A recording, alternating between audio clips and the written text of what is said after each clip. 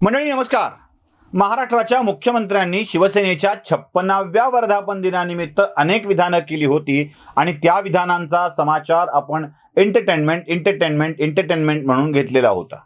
त्यातलं एक महत्त्वाचं आणि उद्धव ठाकरेंनी खूपच गांभीर्यानं म्हणून केलेलं विधान होतं की शिवसेनेमध्ये आईचं दूध विकणारा कोणीही नको आहे. ते विधान तुम्ही एकदा परत ऐका. की मला आईचं दूध विकणारा नराधम माझ्या संघटनेत नको.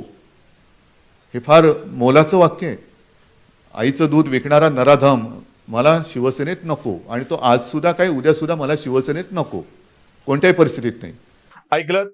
शिवसेनेत आईचं दूध विकणारा कोणीही नको आहे असं उद्धव ठाकरे ठणकावून सांगतात आणि त्या क्षणी आम्हाला प्रश्न पडला होता, आईचं दूध विकणारा नेमका कोण?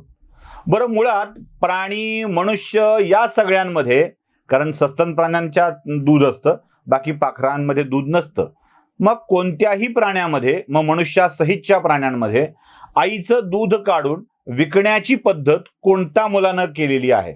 म्हणजे गाईचं वासरू आईला पितं, म्हशीचं रेडकू आईला पितं, ते दूध काढून विकत नाही. गाईचं किंवा म्हशीचं दूध काढून विकणारा हा गवळी असतो, तो आईचं काढत नाही, तो गाईचं काढतो. त्यामुळं असा आईचं दूध विकणारा कोणीच नसतो. पण ठीक आहे, महाराष्ट्राचे मुख्यमंत्री म्हणाले की आईचं दूध विकणारा शिवसेनेत नको आहे. आणि त्या क्षणानंतर दुसऱ्या तिसऱ्या दिवशीच एकनाथ शिंदे बाहेर निघून गेले, सुरतेत गेले, आउट ऑफ कव्हरेज एरिया गेले, नॉट रिचेबल झाले, संपर्क क्षेत्राच्या बाहेर निघून गेले. पण लोकांना कळलं की ते सुरतमध्ये आहेत, मेरिडियन हॉटेलमध्ये आहेत, त्यांच्या रूम नंबर कळल्या, काय काय सगळं कळलं. हे सगळं कळल्यानंतर आईचं दूध विकणारे एकनाथ शिंदे अशा स्वरूपाची प्रतिमा शिवसैनिकांच्या मधून केली जाते आहे. त्यामुळं मला हा व्हिडिओ करावा लागतोय. मुळात एकनाथ शिंदे हे आईचं दूध विकणारे नाही आहेत, तर ते हिरकणी आहेत, आईचं दूध देणारे आहेत. तुम्हाला हिरकणीची इतिहासातली कथा माहीत आहे. गडावर दूध विकायला हिरकणी गडाच्या पायथ्याला असलेल्या गावातून गडावर चढायची, दूध विकायची आणि सायंकाळी परत जायची. कोजागिरीच्या रात्री हिरकणीला गडावर दूध विकता विकता उशीर झाला आणि बाहेर पडताना गडाचे दरवाजे बंद झाले. गाईचं दूध गडावर विकणारी हिरकणी आईचं दूध आपल्या लेकराला पाजवू शकत नव्हती आणि तिच्या मनातली हीच भावना तिला एक धाडस करायला भाग पाडून गेली. गडावरच्या लोकांना, प्रजेच्या लोकांना गाईचं दूध दिलं आहे, पण आपल्याच लेकराला आईचं दूध पाजता येत नाही आहे आणि तेही राजाच्या नियमामुळं. हे तिच्या लक्षात आलं आणि तिनं आपला जीव धोक्यात घालून असह्य कडा उतरण्याचा प्रयत्न केला. तो यशस्वी झाला आणि रात्रीच्या अंधारात भयंकर संकटातून गडाचा कडा उतरून हिरकणी आईचं दूध लेकराला पाजायला गेली.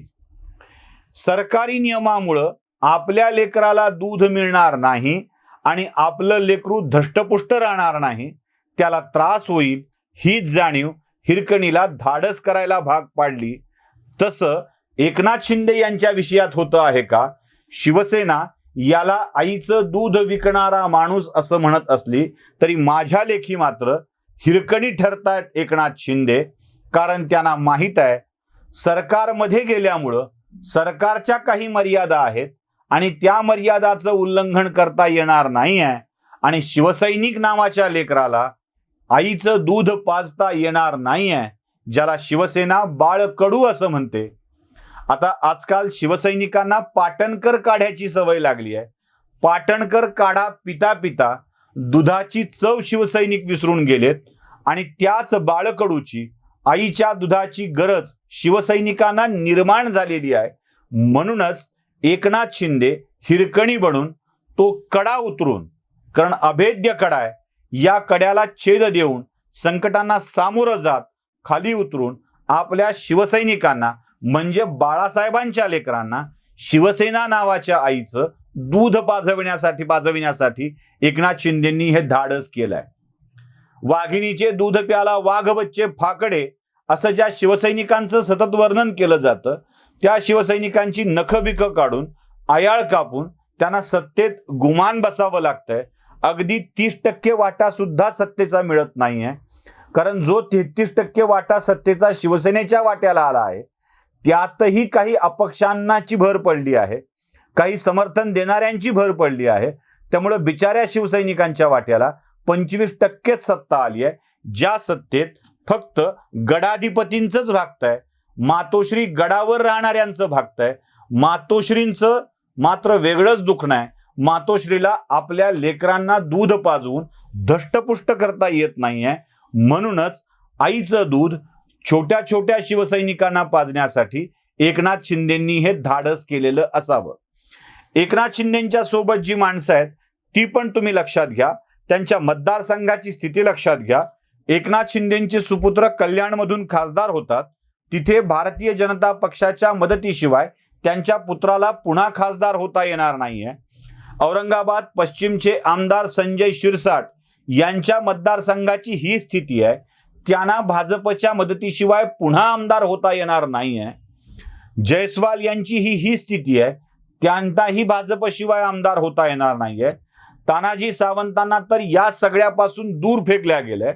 जिथे दिवाकर रावतेच कोपऱ्यात फेकले गेलेत, जिथे सुभाष देसाईंना मंत्रिपदाचा राजीनामा द्यावा लागलाय, जिथे भाई रामदास कदमांना तू आहेस काय आणि नाहीस काय या स्थितीमध्ये ठेवलेलं आहे, जिथे शिवसेनेतल्या खऱ्याखुऱ्या निष्ठावंत शिवसैनिकांना बाजूला फेकून दिल्या गेलं आहे.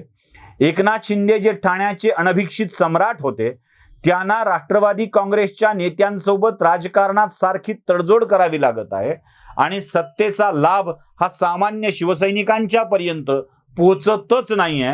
हीच खरी एकनाथ शिंदे आणि कंपनीची खंत आहे आणि याच खंतेपोटी हा शिवसेनेचा दुर्ग कडा उतरून एकनाथ शिंदे हिरकणी बनून आईचं दूध पाजायला, विकायला नाही, आईचं दूध पाजायला खाली उतरलेली आहेत.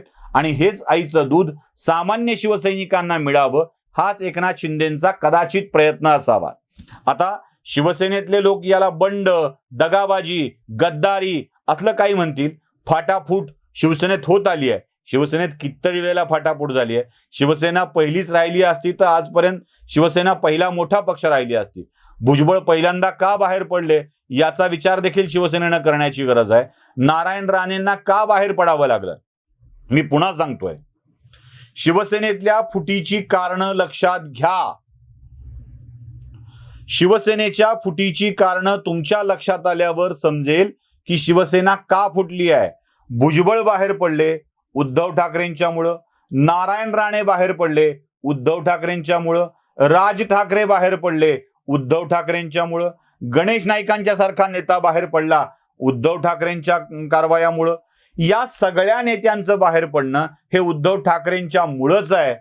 आणि आता एकनाथ शिंदेंना देखील उद्धव ठाकरेंचं मुख्यमंत्रीपद शाबूत ठेवण्यासाठी ठाण्यातील शिवसेनेचा बळी द्यावा लागतो आहे. हे त्यांना पटलं नाही.